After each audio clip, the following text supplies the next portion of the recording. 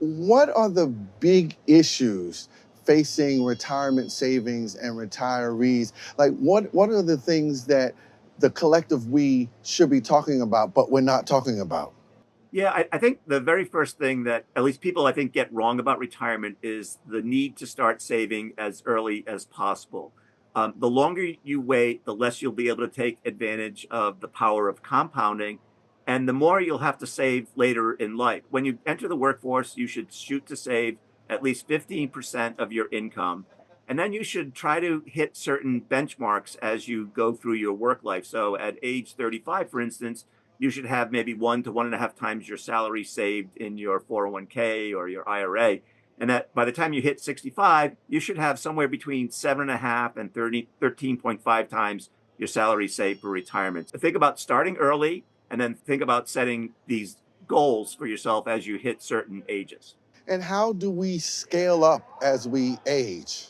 In terms of scaling up, I would think about it this way. So I mentioned the benchmarks. One of the things that you need to also consider is if you're behind the eight ball in terms of your savings, you really need to think about, well, maybe I need to save more than 15%. So for instance, I'll give you a worst case example. Let's say you are age 60 and you haven't saved a nickel for retirement.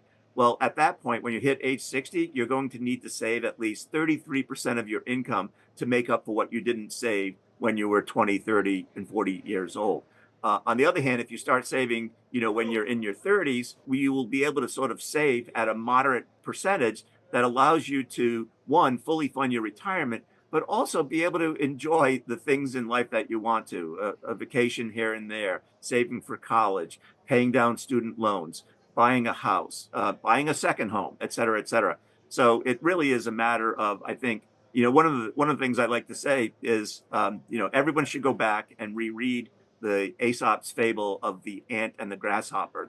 The ant set aside food for the winter months when there would be no food, and the grasshopper didn't and went begging the ant for food during the winter months. We need to be more like ants than grasshoppers as you think about sort of how I can save for retirement, but also how I can enjoy life. I guess a gradual approach takes the sting out of actually setting the money aside. Yeah. Yeah, for sure. I mean, if again, you might not be able to save 15% of your salary in year one, but you might be able to save 6%, and then assuming that your employer matches up to half of that, so you'd be saving at a rate of 9%, which is a really good starting place for many people who might be in their 20s and who might be one trying to pay down their student loans, trying to enjoy life if they're living in whatever New York City or Austin or wherever they might be. And then what you would do is you want to set your 401k plan on something called auto escalation. So every year it would escalate from say 6% to 7, from 7% to 8.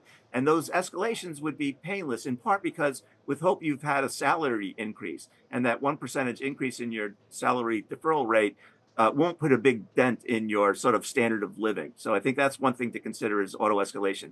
And also, if you can afford it, every time you do get a pay raise, reevaluate how much you're saving. Maybe you'll be able to maybe save from 6% to 8%, or from say 8% to 10%.